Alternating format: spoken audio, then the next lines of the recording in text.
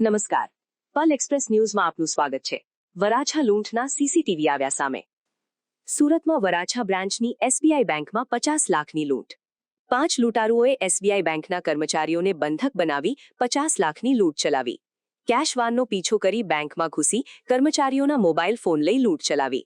પોલીસે શહેરમાં લૂંટારુઓને પકડવા નાકાબંધી કરી। वराछा में लंबे हनुमान जो एसबीआई बैंक है लंबे हनुमान वहाँ पे एक लूट की यहाँ पे बना है। प्राथमिक जानकारी ऐसी है कि अराउंड 50 लाख जैसा जो अमाउंट है कैश उसको लूटा गया है, जो कैशियर के पास था। और यहाँ पे जो सीएमएस की गाड़ी, जो कैश डिपॉजिट की गाड़ी आई थी, उसमें से जो उनके पास बॉक्स था उसमें से और कैशियर के टेबल से 50 लाख जैसा अमाउंट लूटा गया है। एग्जैक्ट अमाउंट अभी हम वेरीफाई कर रहे हैं। टोटल जो आरोपी थे इसमें 5 आरोपी अभी दिख रहे हैं और भी आरोपी होने की संभावना है, तो हम इसमें इन्वेस्टिगेट कर रहे हैं। और टोटल यहाँ पे अभी क्राइम ब्रांच की टीम और जोन 1 की अलग अलग टीम्स यहाँ पे लगी हुई हैं।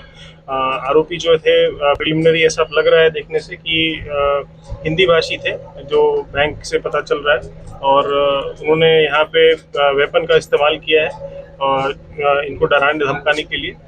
पुलिस को जैसे ही यहाँ पे जानकारी हुई तो पुलिस यहाँ पे तुरंत यहाँ पे मौके स्थल पे पहुँच गई। अलग अलग टीम अलग अलग दिशाओं में तपास कर रही है और हम जल्दी इस केस को क्रैक करेंगे। सर, किस तरह की वेपन था इन लोगों के पास?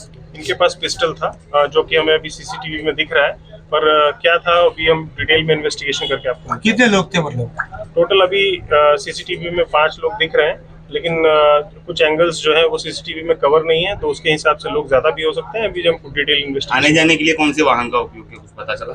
अभी हम इस पे तपास कर रहे हैं।